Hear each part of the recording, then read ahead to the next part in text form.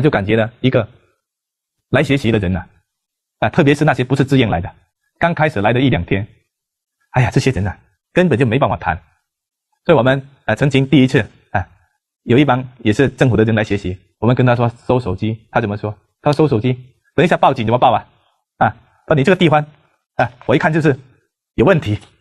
哪有这样平白无故不要钱的？所以呢，这个人呢学了几天之后他自己跟我讲，他说我这个官当不大了。我说怎么了？他说我一生作恶太多他回去要断恶修善这个人很明显的。所以这个学习呢刚开始我们办这个讲座2天，我都跟他们不打交道，我不敢去见他们我们见面也不我都躲得远远的，因为我感觉到来学习的人他对我都好像有意见，他看着我的眼睛都盯着我，好像觉得我欠他们很多钱那样真的是这个样子。可是学了几天就变了人都变得都挺好的。那天晚上我们有60-70个人都是搞就业工作的跟我一起在座谈，他们都觉得现在这个就业值得反思，到底是里面有什么错误的地方怎么现在呢揪出来的学生呢越来越难管越让越不听话这就业工作者。那为什么会这样呢我们经常听师父讲经就是我们现在我们就业的这个内容这个方向跟我们古圣先贤的这个方向呢它产生了一些错误的方向。那为什么呢现在我们在基层就知道现在学生修的大学生他们出来之后追求什么？追求安逸的生活就想呢找一个单位没有责任的最好是公务员，这工资固定的并且非常轻松的，没有责任的这个单位来上班之后每天可以悠哉悠哉的这样过生活。你看我们现在很多说大学生失业，那为什么失业比如像我们很多企业我们都打交道过，现在哪一个企业的老板他希望招一个公主还是招一个公子哥们这样的大学生来干活没人用，所以大家都不干了。再加上呢读了书之后自己以为哎呀已经很不错了，所以高不成低不就，变成了现在这个样子。那天我们有一堂在帮我们搞建筑的这一堂人呢，我那天去给他座谈了一下，总共呢在搞我们潮汕在搞中那个墙的，这种还是比较重的一个体力活动我们潮汕好几百年都是用这种传统的方式在做这个围墙降筑的墙体。结果这1-20个人呢，平均年龄63岁，平均年龄里面有一个70多的最年轻还50来岁。那他们在做呢，每一天的工资多少钱呢？一天带有一点技术性的就200多，最少的就180。180呢就等于说这个人他有来之后能在那里煮点开水就180，之后这样还找不到人。为什么？年轻的是一个都没有，就是50来岁的到了60多的这些可以他就要干，招不到人。那现在我们所热门的大学生所热门的那些一天赚多少钱呢？像我们这样这些做这些工的，他这样加起来一天呢一个月有6-7千块钱少的5-6千4-5千。我那边跟一个领导，他们政府想招一个临时工，就在那里那个打字员结果要求大学以上的学历，要招一个，报名报了几十个上百个，一个月多少钱呢？1000块钱，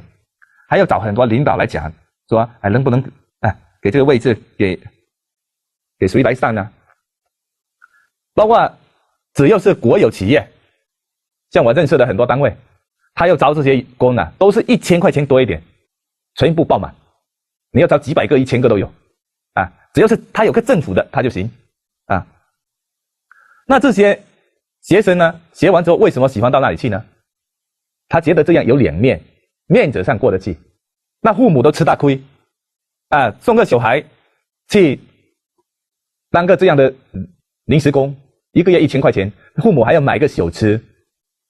给他开过去不然的话呢，他觉得他这样太丢脸。我给他算，我说他干到死还赚不回来，连加油都没办法加。现在可是这种最热门，那为什么父母有这想法呢？他觉得对外可以讲说我的女儿还是我的儿子在哪个政府上班啊，并且呢，现在结婚啊，包括娶老婆啊，嫁什么人啊，他觉得有一个这样的单位就好弄一点，能说得出口。就像一个医院当护士的啊，一个月也是1000来块钱，不知多少百个人在争。我前2天看我们一个新闻报道，考一个公务员多少人争一个职位，7000个人争一个位置。那这些为什么会这样？通通有个问题，就是不吃苦啊，觉得呢，哎呀，这样去干活是吃苦，造成了我们现在表面上啊招不到人，我们现在的工厂什么都招不到人啊，大把大学生失业，没事可干。那真的会这样吗？就是没有传统文化的就业。他觉得啊，我这个人出来之后呢，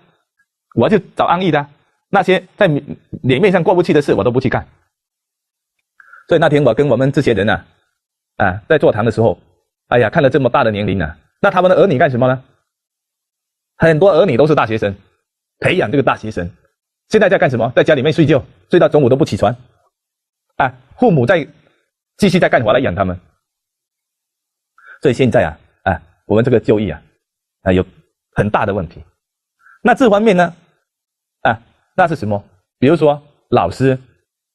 本身就很难搞本身老师呢，你说让他教秀道他也不懂，他自己都没学过所以那天他那领导就讲，他说这方面真的是切的时间太长了没有考虑这个学生从小来教他秀道，教他勤劳教他吃苦劳作，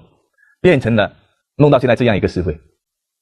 那天我还有2位去学习的家长他什么情况呢？他儿子也是个大学生，并且还是成绩很好的，后来安排在深圳一个国家的一个单位上班。结果呢，那天呢，他跟我们讲，他说他2公婆就到他儿子那里去住，他儿子都娶了老婆了，娶了老婆也是在一个国营单位，挺好的收入不错。结果他2公婆呢就跟他爷爷3个人就到他那里去住了。住了之后，因为他爷爷还有跟他先生呢身体不太好，就把他媳妇给他赶回来了。赶回来之后就剩下他一个人在那里，干得很累就回来了。回来了20来天，他儿子给他打电话，他说跟他妈说你什么时候来？他说你不来我们天天要吃酒店没人可以给他做饭，他2夫妻都不会做饭。结果他妈说他2夫妻连那个煤气炉都不懂得开。结果他妈一回来，他们就到酒店去吃。结果打电话给他妈说你来不来？不来我们都吃到现在都累死了结果他妈呢跟我们讲，他说他还要再到他儿子那里媳妇再干一段时间，干到身体垮了就会被开除掉回来。他说他先生就好点了，身体坏了被开除掉了，还剩下他还会干每天到那里去给他当保姆煮饭给他们吃，还要拖地板带孙子，就干这个。所以这样的话呢，这种就业造成了现在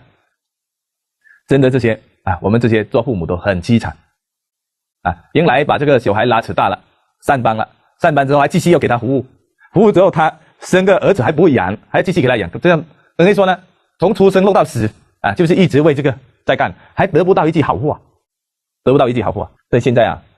这方面呢，我跟这帮搞就业工作者都探讨过这些问题，他们也觉得问题很严重并且呢，他们也觉得他们的老师不好管，斤斤计较原来我们说当老师像蜡烛一样燃烧自己照亮别人这种概念越来越少。那天有一个家长他跟我们讲，他说教师节他的儿子回来跟他说，老师跟他们讲说教师节你们要买礼物来给老师可是老师那些花花草草都不喜欢要买就买贵一点的教师节你看从老师这些言行给这些学生呢都觉得你这个老师德行有问题，他怎么会听他的话呢还有另外一个家长也跟我们讲，他说他的儿子学校呢这个老师就把他拉过来说，我求求的跟你们几位说，老师家里有补课，可是对外不能讲，因为你们几个人老师觉得比较好才跟你们说，你们不能跟同学讲之后你们求到老师家来补课，那补课肯定要钱的。后来他这个小孩呢一问，全班的同学都接到老师这种求话，所以这老师德行有问题我们这个社会就惨了我们在古圣先贤里面说2种人，一种就老师，一种是医生，这2种人不行了，这个社会就麻烦了。那关于这方面呢，你看我们那个就业级的这个领导，他学习之后啊，他也写了有个心得这个心得他是怎么写的？他说为期7天的传统文化学习，让我呢深感震撼作为一个中国人，对中华传统文化虽有所涉猎，但非常肤浅。这次经过系统的学习之后，使我懂得了许多为人处事的道理，解开了很多困惑，理清了一些似懂非懂或一知半懂的观念和认知其中的体悟和收获最大有下面几个方面第一呢，学会了敬秀。他说通过学习，我懂得了秀有小秀和大秀之分，懂得对父母之秀不仅要养其身养其心，更要养其志养其慧。20多年前，我光荣地成为我们村第一个大学生，这是父母重视教育的结果，在村里族里成为佳话。当前父母不缺物质享用，老人家最大的心愿就是希望把我的孙子孙女外孙子外孙女教育好，培养好接班人。对他们这点心愿，之前我是没有很好的体悟到的，常常以工作忙为借口，忽略了对孩子侄子外甥的教育，其实这就是不孝。所以今后我会致力于下一代的教育，以圆父母的心愿，自为养其志我理解为小秀。另外，作为一个教育工作者，还肩负着中华传统文化传承和弘扬的重任。今年习总书记在全国宣传工作会议上指出，中华传统文化是最大的软实力，是中国与世界竞争的突出优势。我想如何实现最关键的问题是在教育，所以今后我会致力于中华传统文化的传承，用传统文化的精华来教育老师、学生及其家长，这点我理解也是敬秀，而且是大秀。第二点，学会了感恩。7天学习，所见所闻都是活生生的教育，不仅是精彩的讲座，就是全体义工老师以及同学们的言行，都给我上了一节又一节感恩之课他说他学习期间他得了感冒这个辅导员我们蔡建仁老师还跟我们另外一个辅导员老师还有一位同学给他很关怀和关爱，在学习中他不觉得苦，收益良多第三点呢，他学会了支持。古人以知耻而后勇，作为一名教育工作者，一直在教育线猛爬滚打20多年，总以为自己经验比较足，能力比较强，但认真听了陈大慧老师、蔡礼旭老师等几位老师的课后，才深感自己对教育这老本行还有很多误区和无知，真是越听越感羞耻。所以呢，今后我会不断加以学习，不断加强教育实践，多为当地国家培养好人才。我想这才是我支持后的上级。你看他这个干了20多年的领导，学习之后呢他也跟我们探讨，他说他知道的非常肤浅，知道了一点点而已。我们这里面这学习里面还有一些呢是不愿意来的，被那个单位逼过来的这也有你看有一位呢他是坚决不来，后来他们的领导一定把他救过来。救过来呢，他这个学习呢也学习的挺好的，他都不愿意自己来的。这位呢姓魏他说通过7天学习中华道德教育讲座，受益匪浅他谈一谈自己的体会。第一，感受感恩我们福利会为他提供了这个优雅的环境给他们学习，也感恩各位老师义工他说与你们有缘相识，有福气在一起学习中华传统文化道德教育讲座。第二呢，他就感恩他单位的领导。为什么呢？他说因为我不是自愿来的，在学习呢，他这一次来学习呢就是被压迫来的，有一点被骗的感觉，特别不爽。在来的时候通过这几天学习呢，我的收获特别多，所以呢我感恩我的领导给我这次机会，让我更加深入的了解中华传统文化，使我明白了国以人为本，人以德为本，德以秀为本，百上秀先，万福秀中来，也让我悟出做人的道理，又先学会做人后做事，让我知道积善之家必有余庆，积无上之家，必有一样的做人做事道理。只有知恩才能报恩啊！就让我重新开始，以新的人生观。第二呢，忏悔，在《弟子规》中秀字当头，是教育我们有孝敬父母的。而我呢，不但没有孝敬父母，在平时说话很容易伤到老人家，没有做到儿子应有的本分，没有做到父母呼应互还，父母职，悉信诚，特感到忏悔。第二点呢，有时呢，在同事中自己有傲慢之气，对领导对同事有埋怨之心，不会从别人的角度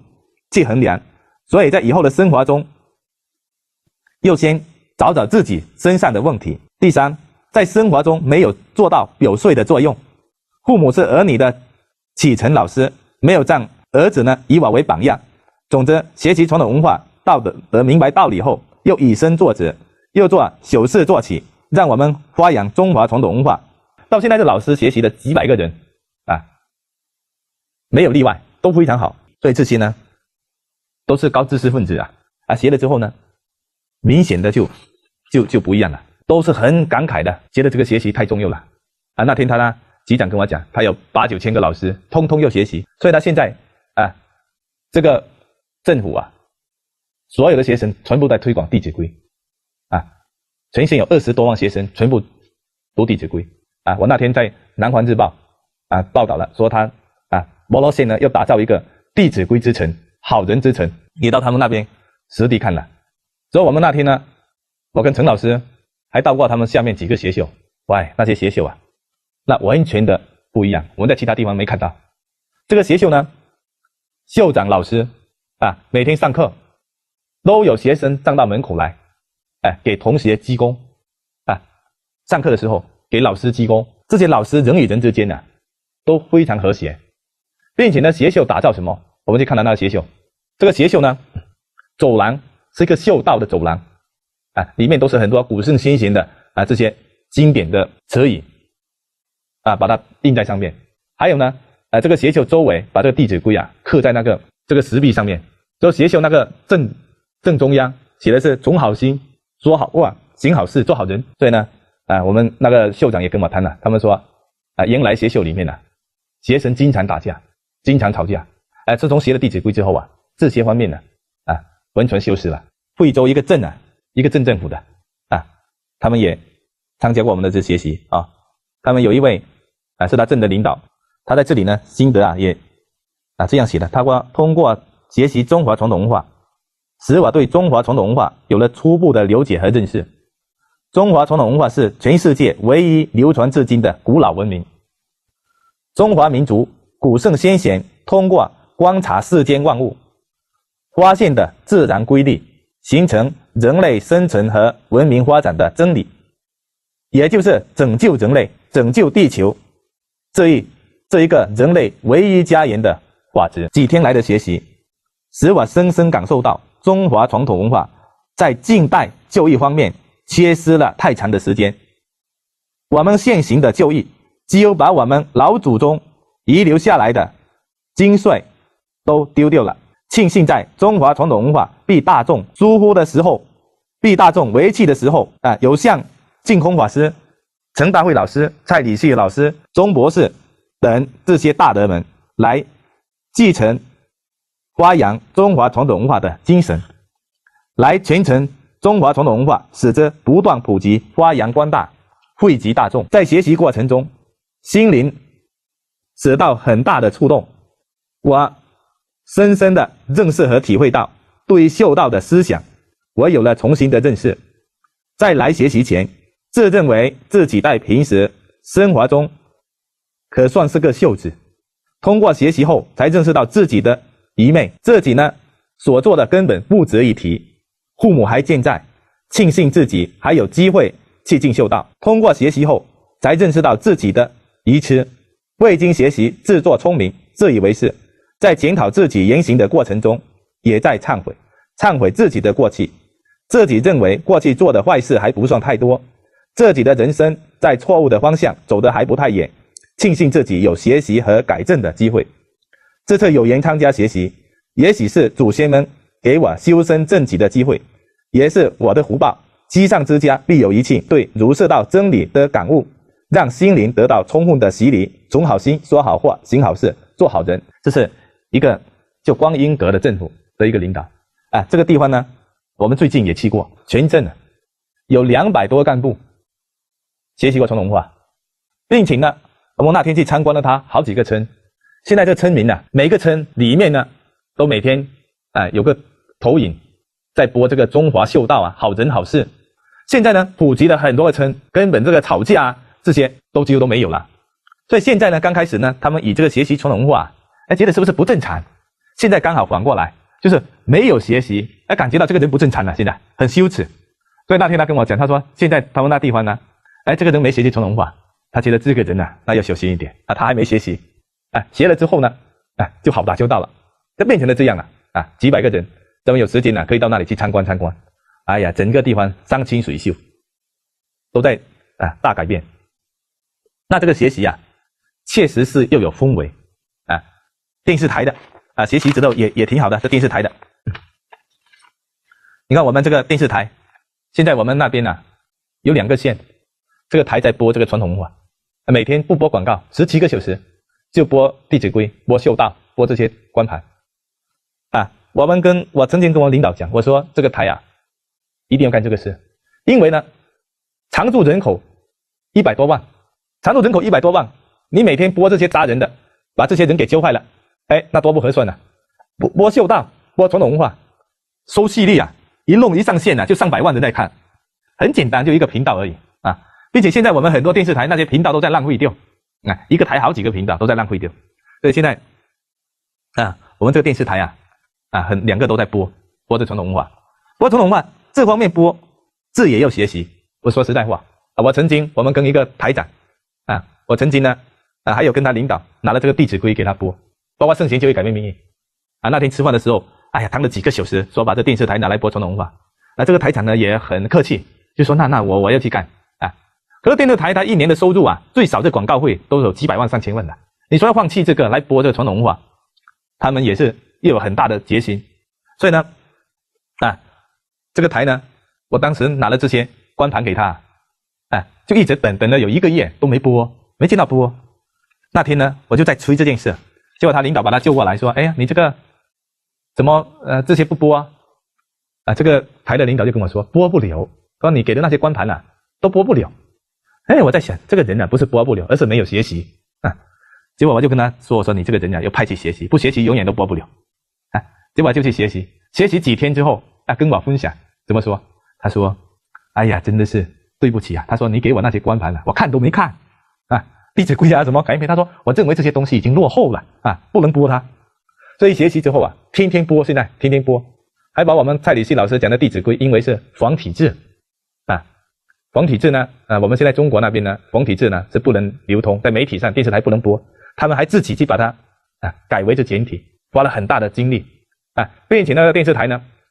他们一个这些台的领导，特别是有一个负责管这个宣传的这个领导，哇，这个人完全变了一个人，连面相都改变。因为什么？他每播一个观盘，他必须亲自把关，所以他天天在学习把这些传统文化这些他学的最多的就是他，整个人都改变原来这个人呢根本就不是这样的，现在变得非常的好所以我们现在这2个县都在播这个事，每天都有人打电话到电视台发信息去感谢他们电视台，感恩他们，并且这个台呢收视率特别高很多在时间段比如说播什么，他们那些下面的那些观众很清楚，都在等中央文明办下去检查，去了之后看到这个博罗电视台在播这个有个经典频道，他这个领导他说想不到一个县级的电视台有这么大的智慧，每天在播的经典频道。所以呢